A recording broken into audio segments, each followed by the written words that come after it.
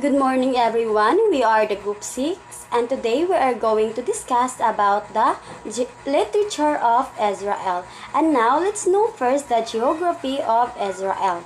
Geography of Israel, it lies at the eastern end of the Mediterranean Sea. It is bordered by Egypt on the west, Syria and Jordan on the east, and Lebanon on the north.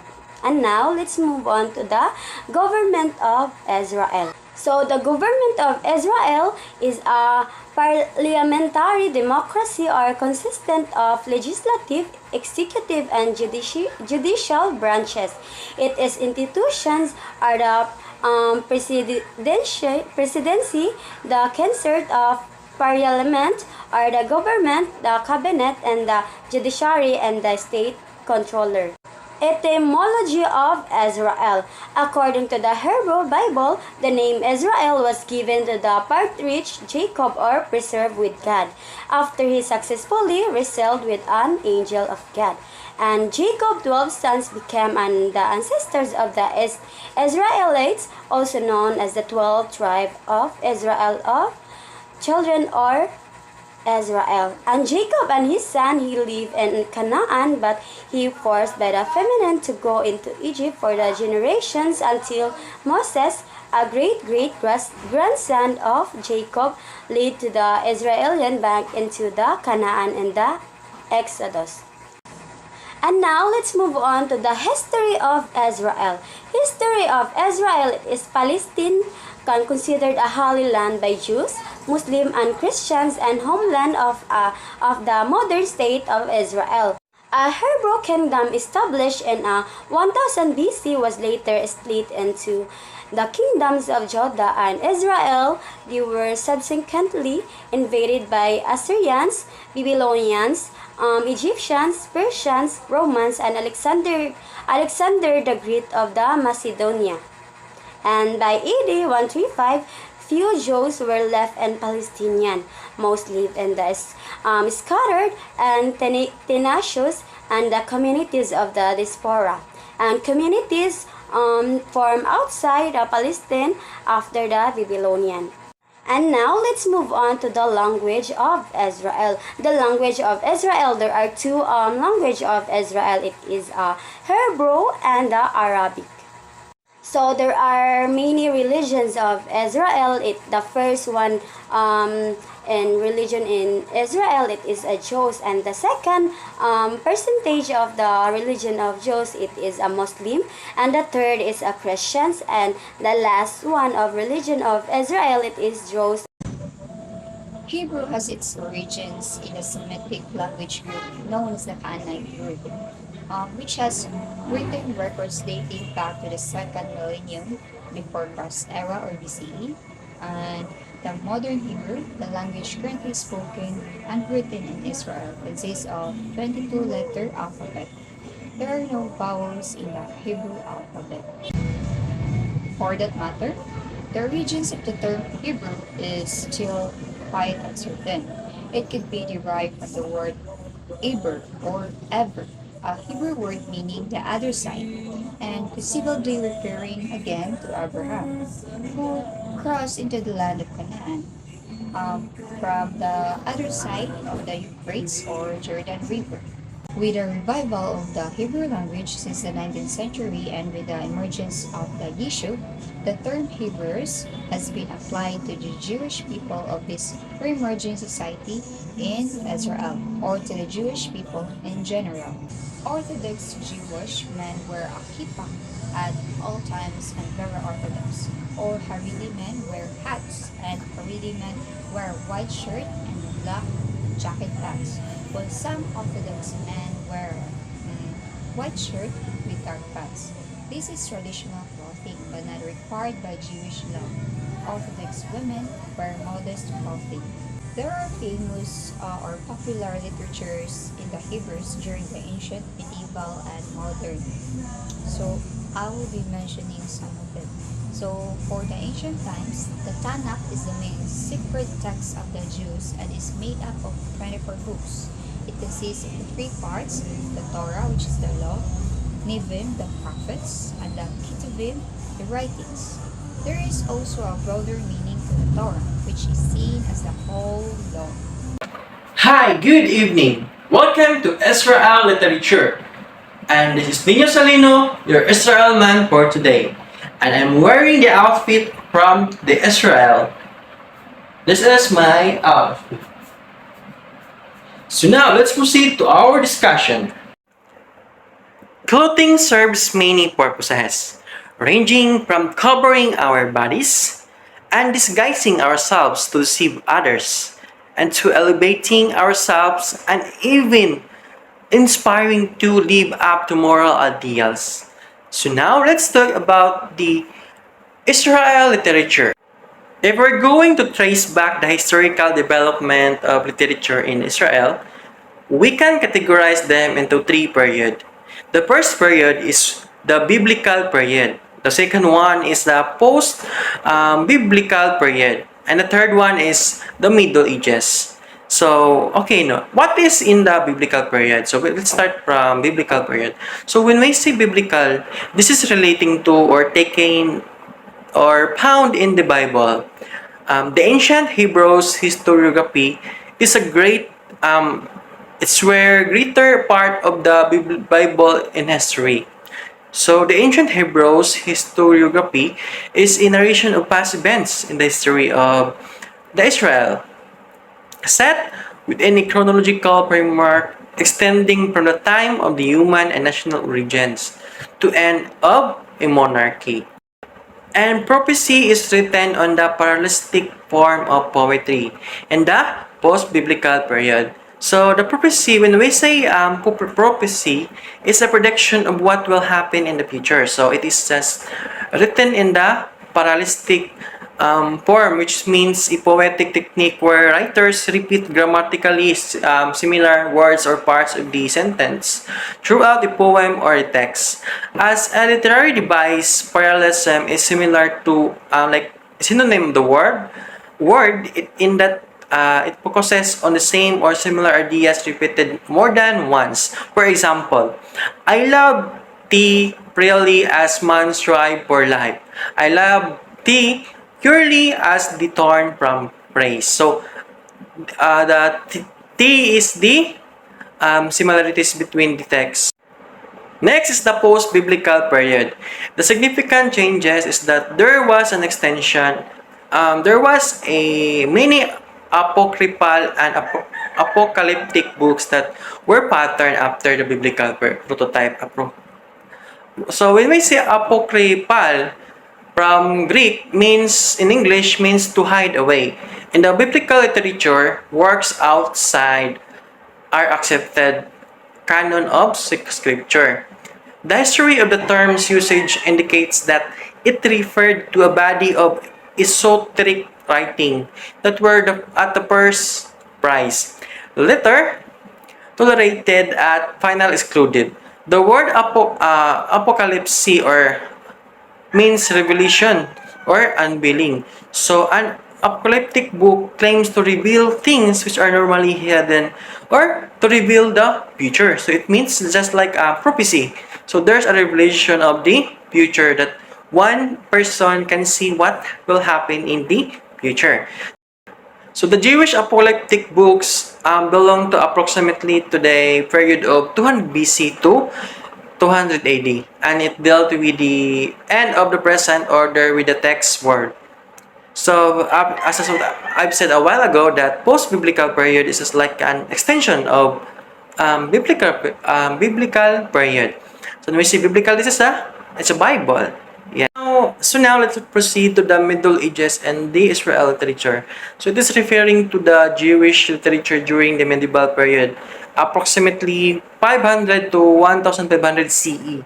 So it is marked by significant development and diversification. So this era saw the flourishing of Jewish intellectual, religious, and cultural life across different regions.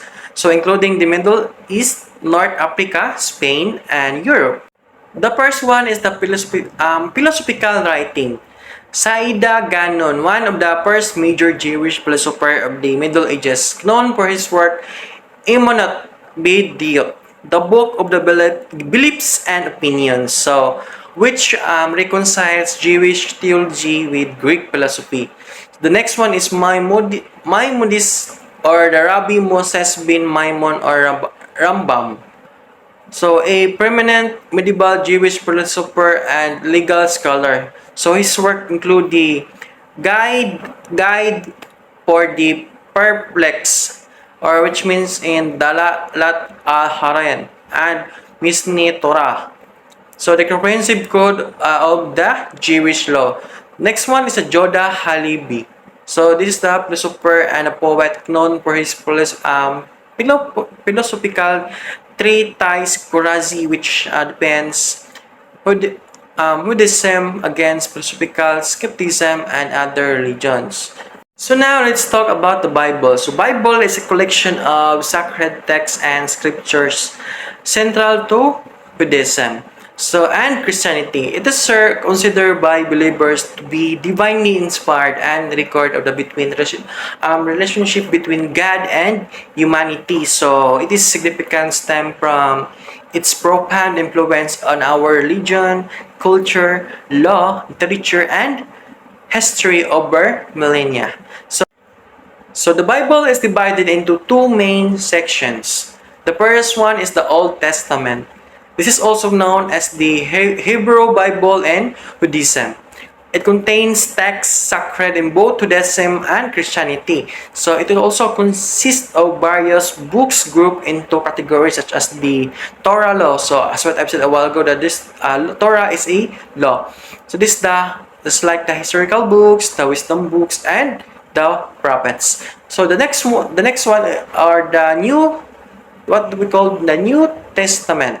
This is the sacred primarily to Christians. So it details the life of teaching of our Jesus Christ and the early Christian church, and includes letters and apocalyptic writings. So as I've said a while ago, that there's apocalyptic writings during the Israel literature. So let's now talk about the Old Testament. So when we see the Old Testament, it is a diverse anthology of texts that can be categorized into several sections. The first one section is the Torah, which means the law. So in this section, there's a Genesis, which means the creation of the world, the early history of humanity, and the patriarchs of Israel. The next one part of the Torah is the Exodus. This is the story of Moses, the liberation of the Israelites from Egypt, and the covenant of at Mount Sinai. So the next one is Leviticus. This is the religious laws and rituals for the Israelites. So number 2 is the historical books. So in part of this is the Joshua, the conquest and the settlement of the Canaan. Next is Judge, the time of the judge who lead Israel before the monarchy. Then the next is the Ruth, the story of loyalty and ancestry leading to King David. And Samuel, which means the life of Samuel, the rings of the Saul and David. Okay, so now let's talk about the significance of the Bible. The first significance is the religious foundation. So for the Jews, the Old Testament or Tanakh is the foundational text of their faith. For Christians and the entire Bible, or which we call the Old and New Testament. It is a central to their beliefs, rituals, and understanding of God's will. The number 2 or the next is the cultural impact. So the Bible has shaped Western literature, art, and music, ethics, and meaning expression. Metaphors and narratives in Western cultural have biblical origins. The third one is the moral and ethical influence. So why it is having moral and ethical influence? The teaching of the Bible have influenced moral values of ourselves and legal system throughout the history. And the last one is the historical record. While it is a religious text, the Bible is also a historical account of the ancient Near East and the early development of the Israelite society. So there are three periods of the um, the Israel, the biblical period, the post-biblical period, and Middle Ages. And we also talk about the Bible. So Bible is a collection of the sacred texts by our God. Okay. So there's also division of the two Bible, the Old Testament and the New Testament. So, okay, did you get it? Very good. Good day, everyone. I am Michelle Ulahay, and I will continue the report about the Israel's literature. So, the previous reporter already discussed what is the Bible. So, the most famous work of the Israel's literature is the Bible. So, the Bible is composed of teachings and all about Christianity. So, we can read and learn a lot from the Bible. And one of the things that we can read inside the Bible or in the Bible is the life of Jesus Christ. We all know who is Jesus Christ, right? Yes, Jesus Christ is our Savior. So the announcement of the angel to Mother Mary that she will bear Jesus Christ happened in Nazareth. He was born in Bethlehem, which is the Palestine city now, and he grew in the Nazareth. Jesus was baptized in the river of Jordan, a sea in Galilee. Jesus healed a lot of sick and feed those who are hungry.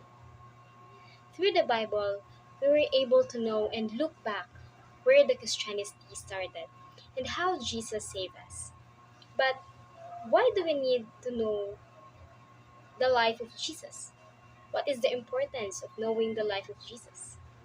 So, the importance of knowing the life of Jesus is we were able to know the atonement, his teachings, his hope and peace and examples to us. He was able to help us change our lives, face our fears, and we were able to move forward with faith in a journey going back to Him and His Father. So now that we already know what is the Bible and the life of Jesus Christ, let us now discuss what are the other themes of the Israel's literature. So the other themes of the Israel's literature is history, nation, and deep-based narrative prose. So this deep-based narrative prose is it is based on understanding the flow of the history. A man is part of the nation, and a reality of series of action rather than the constellation of objects in space. So it is based on the history, it is based on what happened in their nation, and it is based on the reality or the realities that are happening inside their country or the country of Israel. So what makes the Israel different from other countries' literature? The Israel is different from other countries' literature because it possesses a rich tradition. It possesses a large corpus of classical literature, which is the Bible. The Bible that has been read by a lot of people. The Bible that full of teachings that everyone read to learn. Everyone read to change their lives to be better. So what are the influence of the Israel's literature? So the influence of literature is the Israel's literature is it influenced before and up to now because as you all know the most famous literary work of the Israel is the Bible, and through the Bible a lot of people learn and change their lives to be better. A lot of churches, a lot of people read the Bible, and it is passed down through generations to generations. So that is all about the Bible, the life of Jesus Christ. The other Israel's themes, the influence of the Israel's literature and its difference towards the other countries' literature. So thank you everyone for listening about our report, the Israel's literature.